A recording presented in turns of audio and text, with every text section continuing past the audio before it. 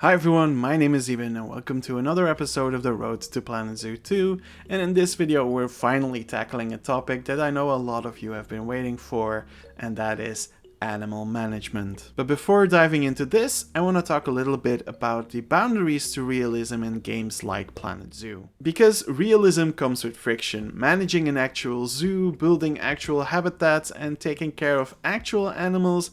It's something that isn't easy, it takes a lot of work, and there's a lot of things you need to think about. And no other animal represents this better than a giant panda. To get a giant panda in your zoo, you need to have enough funds to build the high-end exhibit that they need. You have to come to an agreement with the Chinese government to get giant pandas in the first place. And this whole process comes with so much administration. It's really difficult to get a giant panda in a zoo. And this process comes with so much friction that it's very tedious.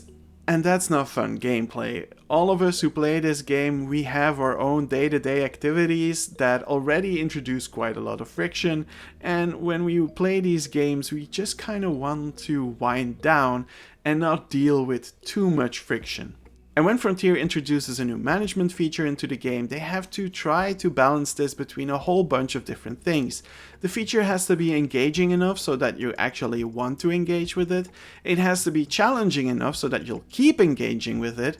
And at the end of the day, it has to be rewarding enough that the friction was worth it. And if you've played these games, you know this already. These are not a perfect imitation of real life. Instead, Frontier aims to simulate reality instead of perfectly imitating it. Going back to our example of the giant panda, this is where Frontier boils down these complex processes into something that is abstract. Instead of having to deal with all the money that you need to have for a giant panda and having to come to an agreement and doing all the paperwork, it's boiled down to its core. It's the fact that your zoo has to reach a certain level before it can even begin to think about giant pandas. Your zoo already has to have found a way to deal with all the other animals first before you get to go for these trickier ones. And that's how Frontier does this for a lot of features in the game. And that specifically brings me to the duality of backstages. Because realistic backstage management has so much friction in real life, because it's so tedious, it has so many rules and regulations, it's a very boring landscape, it's a lot of grey, it's a lot of concrete, it's a lot of metal, there's not much guest interaction. It's just very tedious and it comes with a lot of friction, so it might not be a great feature for a game like Planet Zoo. But at the same time, and that's the duality of it, we do like to build backstages in these games. Taking a look at the workshop, you'll see that there's a whole bunch of backstage props available, many more than there are for instance, gift shops. So this seems to be something that people in this game do like to build. So that might mean that Frontier will actually look at it. Because if you look at previous updates of the first game, you'll notice that Frontier likes to take a look at what we do and then tries to enhance it with updates that they release. There's a whole bunch of examples of this, but I'm going to list up a few here. For instance, when Rudy made his first diorama build and a whole other bunch of people tried to do it as well, Frontier introduced a feature to make it easier for us. When we were making a whole bunch of restaurants, Frontier saw this and basically went, let's give them something so that these restaurants can be functional. The same goes for gift shops and many more features. And another feature that I didn't mention here is, for instance, the tracks of the Jeep Tour. They are used to make perfect slopes, and Frontier sees this, and what do they add? Tools to make perfect slopes. So whilst backstages themselves might be a little bit tedious, better backstages in the sequel might not really be that unrealistic. If this trend of Frontier giving us features to improve our game and improve our way of playing is going to continue, better backstages might actually be something that we'll see in the future. Personally, I think those can be achieved using backstage adjacent improvements so that people aren't forced to actually build backstages if they don't want to do that. A simple thing they could introduce is the increase of the usage of hard shelter. A good example would be if an animal is shy, it should spend more time in hard shelter. If an animal wants to give birth, it should go to the hard shelter and stuff like that. then you're not really forced to make a backstage at all, but when you do, and most backstages in the game end up being hard shelter, then the animals might interact with that backstage a little bit more than they do right now. Another thing that I would like to see is quarantine habitats instead of the box that we have right now. I personally don't like this box. I think it's one of those boxes again. This is another thing in the game that is just another box, and I've never really liked this feature. I really hope that in the sequel we get the ability to just build certain habitats and designate them as a quarantine zone. So instead of having your animals have to go inside of these boxes and just not seeing them at all, it would be interesting for you to build a kind of habitat that fits any kind of animal that vets will bring these animals to. It would make backstage areas feel much more alive. And while a lot of people would like to see zookeepers not being in habitats with animals, I think this might be a little bit difficult to achieve, but at least functional or animated animal gates would be an interesting feature. Like, just allow us to open and close these animal gates ourselves with a toggle somewhere, or just add an animation when an animal wants to go in and outside of their backstage, and it kind of already feels more like an actual backstage than instead of just, hey, here's a door and pretend that animals can get through this.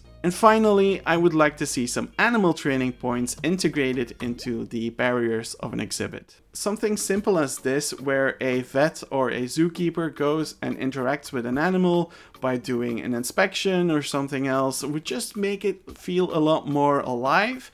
And that's what I want. I want backstages to feel more alive, and I think these little adjacent features might be able to spruce it up a little bit. But enough about backstages, let's talk about the terrain and foliage requirements in these zoo games. Because frankly, foliage and terrain requirements are the bread and butter of any zoo game. And it makes a lot of sense. You spend so much time building habitats and exhibits in these games that you want to introduce some kind of management aspect to this process. However, I think the implementation of this system has always lacked in any zoo game. It lacks in both the zoo side of things, as it often focuses way too much on animals behaving like they would in the wild instead of how they would behave in a zoo, and it really limits the creative nature of these games. And that's because I think the system focuses way too much on penalties. It focuses way too much on punishing you. A perfect example of how this interferes with creativity and how it works in real life is I placed a bunch of South American plants inside of a rhino exhibit, and all of a sudden the game says, hey, this is not compatible, this doesn't work. And for me, this just doesn't work either, because animals in a zoo really don't care about this. And frankly, I just think these sapling pieces look really cool and I want to use them. Like, don't punish me for using them in a creative way. Instead, I think plants of a certain biome should be a bonus to guests. A good example for this is a tropical animal display. When you make a tropical animal habitat with tropical plants, this should give you a bonus to your guests. The animals themselves, they won't really care, but a guest would love to see an animal that is from a tropical region in a tropical looking exhibit. Again, not a punishment, but a bonus. Next to that, I think certain types of plants could be a bonus for animals. Big cats, for instance, love plants with good smells, so introducing these kinds of plants to a habitat could be a bonus to the big cats instead of being a punishment because it's a plant from another continent that they live in. The same goes for terrain. I think it should be a bonus system first and foremost, but maybe sometimes a penalty. And I know I said that I wanted a bonus system instead of a penalty system, but hear me out. Guests usually like lush exhibits. When you show a bunch of guests a bunch of exhibits, like this one or this one, they will prefer the one that is more lush. But some animals need specific substrates, like for instance a rhino needing a specific amount of sand and a specific amount of mulch and stuff like this. And this is the challenge that real zoos face. They have to make exhibits that are good for the animals, but also interesting for the guests. There's already a mechanic like this in the game itself, where you need to balance being able to give guests a good view of your animals and shy animals being able to hide from guests. So I want this to be applied to the terrain function as well. Let guests enjoy habitats with a lot of grass more than habitats with a lot of dirt, but make it so that some animals really want more dirt than they want grass. Like, tie it back to a zoo environment. Make it more like an actual zoo instead of what it would seemingly be in real life in the wild. And finally, let's talk about enrichment. Honestly, this is the easiest one for me. More options are always better, and I want to have more options when it comes to enrichment. I think Planet Zoo already did a really good job at introducing a lot of enrichment items that are man-made,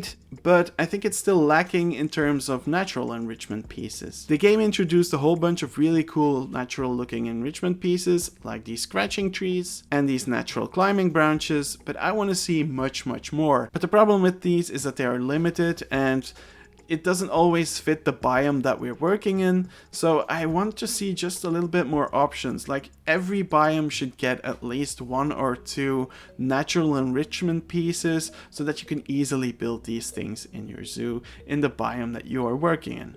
Next up, I want to have more climbing enrichment pieces. I just want a whole bunch more climbing pieces. I actually really like the climbing system in Planet Zoo, as wonky as it can be sometimes, but I just want more. I want more different types of ropes, I want tires, I want nets, I want all kinds of things. Just like, give me something that allows me to build more variety. I really like what we have right now, but it is limiting sometimes. I feel like a lot of my builds start looking the same, and I just want to have more pieces. If this means just making more pieces in the game climbable, then I'm all for it. I really want to be able to build things like this and have like multiple different options. And whilst I said that the man-made enrichment items in the game were already pretty good, I do want to see more realistic feeders. For instance, I really want to see this. A typical hay feeder is something that you see in a lot of zoos, and it just doesn't really match with what we have in the game right now. If I can be really bold, I even want to go a step further, and I want to have feeders that are integrated into barriers. That would look so phenomenal. And I hope we're not limited to only the high-end stuff. I can go for simple stuff like this as well. Like, again, it all comes down to having more options. I want to be able to build a zoo that has a very high budget, and I want to be able to build a zoo with a very low budget, and that can only be done if we get enough options. Well, that's what I had to say about the animal management in the sequel. I hope you liked this video. Do everything you want to do, like, comment, subscribe, and tell me what parts of the animal management would you like to see improved in the sequel. Thank you so much for watching, and see you in the next episode of The Road to Planet Zoo 2.